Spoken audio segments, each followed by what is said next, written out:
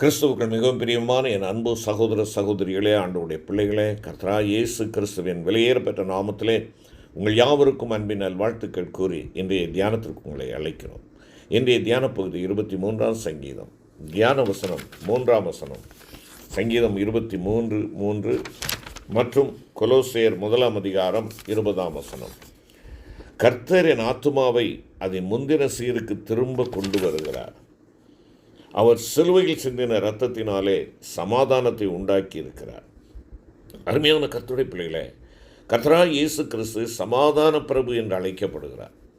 அவர் பிறப்பதற்கு முன்பாகவே அவருக்கு சொல்லப்பட்ட ஒரு நாமம் சமாதான பிரபு. சமாதானத்தை உனக்கும் எனக்கும் கொடுக்கும்படியாக அவர் ஒருவராய் ஆலையை மிதித்தார் என்பதாக வேதம் சொல்கிறது. இங்கு அவருடைய அன்பின் மகத்துவத்தை நாம் இங்கே பார்க்கிறோம். சிலுவையில் சிந்தின இரத்தத்தினாலே உனக்கும் எனக்கும் சமாதானத்தை கொடுக்க வேண்டும் என்கின்றதான் அந்த அன்பு. சமாதானமற்றவன் நிலையற்றவனாக இருக்கிறான். ஒருவேளை அவன் புத்தி பேதலித்தவனாக, பேதமையுடையவனாக இருக்கிறான், யோசிக்க அறியாதவனாக இருக்கிறான், பாதை தெரியாத ஒரு ஆட்டை போல அவன் காணப்படுகிறான். ஆகையினாலே அவனுக்கு சமாதானம் வேண்டும், அவனுக்கு மன அமைதி வேண்டும். அந்த ஆடு நீ நானும் தான். அருமையான ஆட்டுக்குட்டியே, உனக்காக எனக்காக அவர் சமாதானத்தை உண்டாக்கியிருக்கிறார். இங்கு கிறிஸ்துவின் இரத்தம் என்று அல்ல, நீங்கள் அதை சரியாக கவனிக்க வேண்டும். வாசிக்கின்ற பொழுது அவர் சிலுவையில் சிந்தின இரத்தத்தினாலே என்று சொல்லப்பட்டிருக்கிறது. கிறிஸ்துவின் இரத்தம் அல்ல, சிலுவையில் சிந்தின இரத்தம் என்பது சமாதானத்தின் திறவுகோல். அதாவது சமாதானத்தின் மூல காரணம் கிறிஸ்துவின் சிலுவையே. தெய்வ பிள்ளையே, நீ கிறிஸ்துவின் சிலுவைக்கு பகைஞனாயிருப்பாய் என்றால் சமாதானத்திற்கு நீ பகைஞனாயிருக்கிறாய் என்பதை மறந்து போகாதே. நீ ஆண்டவராய் இயேசுவை நேசிக்கிற ஒரு நபராயிருந்தாலும் அவருடைய சிலுவைக்கு பகைஞனாய் இருக்கக்கூடும். பிலிப்பியர் 3:18 பவுல் சொல்லுகிறார், அவர்கள் கிறிஸ்துவின் சிலுவைக்கு பகைஞர் என்று ஒரு கூட்டத்தாரை பார்த்து கூறுகிறார். அவர்கள் கிறிஸ்துவுக்கு அல்ல, கிறிஸ்துவின் சிலுவைக்கே பகைஞராய் இருந்தனர். கிறிஸ்துவின் சிலுவை என்பது ஆண்டவரை நேசித்தல்.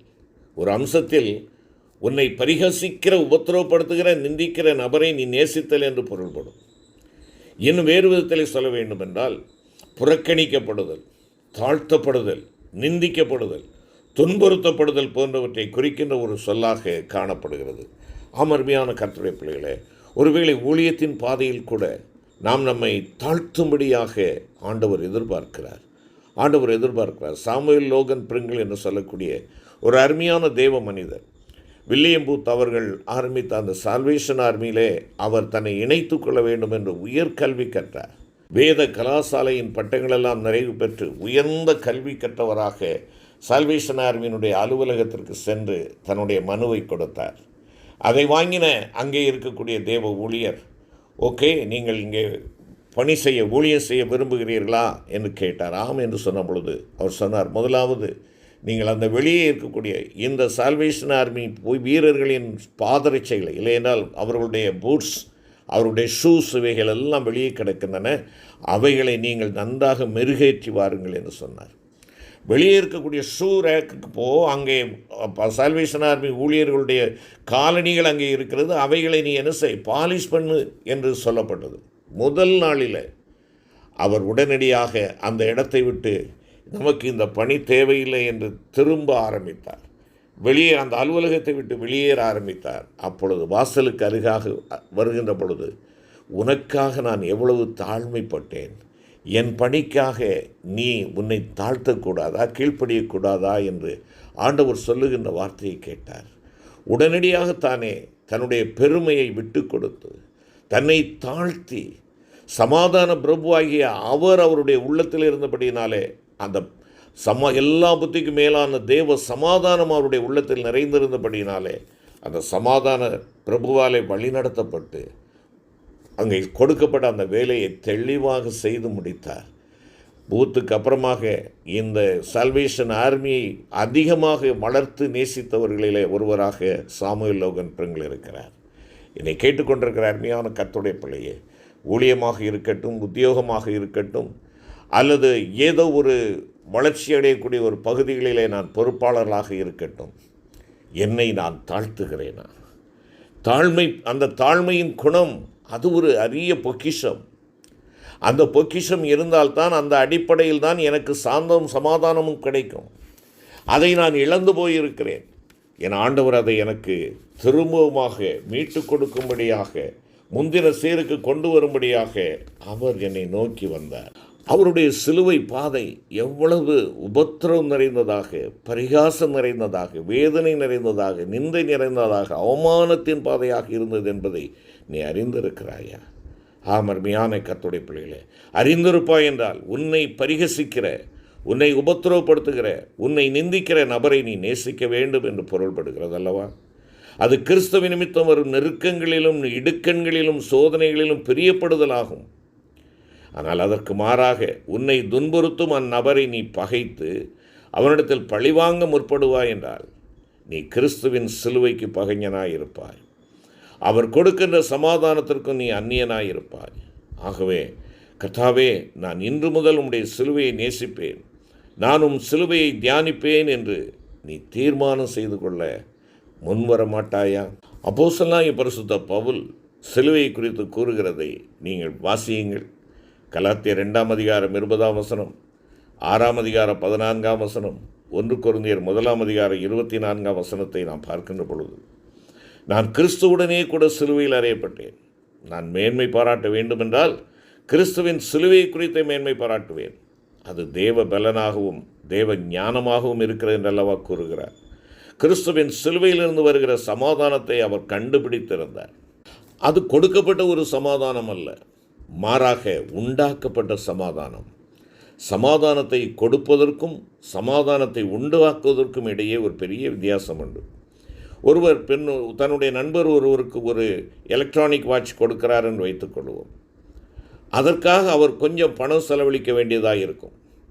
ஆனால் அவரே அந்த கை கடிகாரத்தை உண்டு பண்ணி அதை அவனுக்கு கொடுப்பார் என்றால் அது முற்றிலும் வித்தியாசமானது. அவர் மின்னணு கை கடிகாரங்களை உற்பத்தி செய்வதில் சிறப்பான பயிற்சி பெற்று அதில் கை தேர்ந்தவராக இருக்க வேண்டும். அதற்காக அவர் பல வருடங்களையும் அதிகமான பணத்தையும் செலவழித்து அதில் கற்று தேர்ந்திருக்கிறவராக இருக்கலாம். ஆகவே அதில் ஏதேனும் பழுது ஏற்படும் என்றால் கூட அதை பழுது பார்க்கவும் அவரால் முடியும். சமாதானத்தை உண்டாக்குதல் என்பது இதை போன்றதே.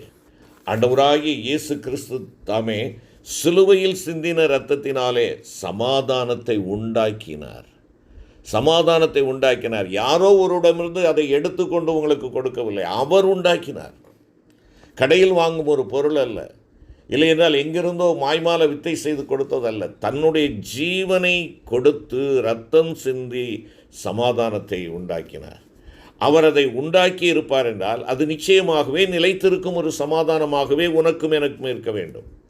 எல்லா புத்திக்கும் மேலான தேவ சமாதானம் உங்கள் இருதயங்களையும் உங்கள் சிந்தைகளையும் கிறிஸ்து இயேசுவுக்குள்ளாக காத்துக்கொள்ளும் என்பதாக பிலிப்பியர் 4:7 குறிப்பிடுகிறார்.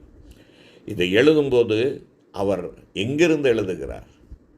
உல்லாசமான ஒரு பங்களாவில் இருந்து கொண்டல்ல, இல்லை என்றால் தனக்கு சேவகம் செய்கிற மக்களை வைத்துக்கொண்டு அவர் சுகபோகமாய் வாழுகின்ற ஒரு வாழ்க்கையில் இருந்தல்ல. அவர் எங்கிருந்து எழுதுகிறார்? ஒரு அரண்மனையிலா? இல்லை, மிக மிக மோசமான ஒரு இடத்தில் தான் அவர் அப்பொழுது கைதியாக இருந்தார். அவர் ரோமாபுரியில் ஒரு சிறை கைதியாக பல துன்பங்களை அனுபவித்து கொண்டிருந்தார். அந்த சூழ்நிலையானது அவருடைய சமாதானத்தை அபகரிக்க முடியவில்லை, அவருடைய சமாதானத்தை சிதைக்கவோ குலைக்கவோ முடியவில்லை. அவர் தன்னுடைய சமாதானத்திலே நிலைத்திருந்தார். அவருடைய இடத்திலே இருந்த இந்த சமாதானத்தை நீங்களும் நானும் எவ்விதமாய் பெற்றுக்கொள்ள முடியும்? இந்த சமாதானம் நம்மை விட்டு எடுபடாத மெய்யான சந்தோஷத்தையும் சமாதானத்தையும் எவ்விதமாய் காத்துக்கொள்ள முடியும்? நாம் கிறிஸ்துவின் சிலுவையை நேசிப்பதினால் மாத்திரமே. ஆண்டவராகிய இயேசு கிறிஸ்துவினுடைய சிலுவையை நேசிக்கிறபடியினால் மாத்திரமே இதை நமக்கு சொந்தமாக்கி கொள்ள முடியும். ஆகையினால் தான் பவுலடிகளார் கலாத்தியர் 6:14 நான் ஆண்டவராகிய இயேசு கிறிஸ்துவின் சிலுவையை குறித்தே இல்லாமல் வேறொன்றையும் குறித்து நான் மேன்மை பாராட்டாதிருப்பேனாக. என்னுடைய வாழ்க்கையிலே நான் பெருமைக்குரிய ஒன்று என்று வைத்திருக்கக்கூடிய ஒன்று இருக்கும் என்றால் அது என் ஆண்டவருடைய சிலுவை. அந்த சிலுவையினாலே எனக்கு எல்லாம் கிடைக்கிறது. எனக்கு மீட்பு கிடைக்கிறது, எனக்கு சந்தோஷம் கிடைக்கிறது, சமாதானம் கிடைக்கிறது, சாந்தம் கிடைக்கிறது, மனமகிழ்ச்சி கிடைக்கிறது. எல்லா சூழ்நிலைகளும் அதை என்ன செய்ய முடியாது, என்னிடமிருந்து அபகரித்து கொள்ள முடியாது. எனக்கு கேட்டுக்கொண்டிருக்கிற என் அருமையான சகோதரா சகோதரி, உடைய வாழ்விலே இந்த மெய்யான சமாதானம் இருக்கிறதா? சமாதானத்தை இழந்து தவிக்கிற மகனாக மகளாக நீங்களும் நானும் இந்த நாளிலே காணப்படுவோம் என்றால் சிலுவையை நோக்கி ஓடி வருவோம். சிலுவையை நான் விடமாட்டேன், சிலுவையை நான் விடேன், சிலுவையை நான் விடேன் என்று சொல்லி பாடுகிறோமே, அந்த லெந்து காலத்திற்கு மாத்திரத்துக்குரியதல்ல. அது எல்லா காலத்திற்கும் நான் சிலுவையை நான் விடேன், சிலுவையை நான் விடேன், சிலுவை எனக்கு சொந்தமாக்கி கொண்டு இருக்கிறது, அதுவே என்னுடைய வாழ்வின் பெருமை, அதுவே என்னுடைய மேன்மைக்குரிய ஆதாரம் என்று சொல்கிறவர்களாக நீங்களும் நானும் காணப்பட வேண்டும் என்பதற்காக முந்தின சீருக்கு நேராக நம்மை கொண்டு செல்லும்படியாக மெய்ப்பனாகிய ஆண்டவர் வந்தார். அருமையான கர்த்தருடைய பிள்ளையே, நாம் கிறிஸ்துவின் சிலுவையை பகைக்கிறவர்களாக இருந்தால் சமாதானத்தையே பகைக்கிறோம். நாம் சிலுவையை பகைத்து ஆண்டவரே எனக்கு சமாதானத்தை தாரும் என்று சொல்லி அவரிடத்தில் மன்றாடுவது அர்த்தமற்ற ஒரு வாழ்க்கை. அன்பின் ஆண்டவரே, தேவரீர் சிலுவையில் சிந்தின இரத்தத்தினாலே சமாதானத்தை எங்களுக்கு கொடுக்கும்படியாய், எங்களுடைய முந்தின சீருக்கு எங்களை வழிநடத்தும்படியாய் வந்த அந்த ஆண்டவருடைய இரத்தத்தினாலே கழுவப்பட்ட பிள்ளைகளாக, சிலுவைக்கு நாங்கள் பகைஞர்களாக அல்ல, சிலுவையின் சிநேகிதர்களாக, சிலுவையின் ஆண்டவர் எந்த தெய்வீக சுபாவத்தை கற்றுக் கொடுத்தாரோ அதை நாங்கள் எங்களுக்கு சொந்தமாக்கி கொண்டவர்களாக, சமாதான பிரபுவை நாங்கள் மகிமைப்படுத்தத்தக்கதாக எனக்கும் எங்களுக்கும் கிருபை தாரும்.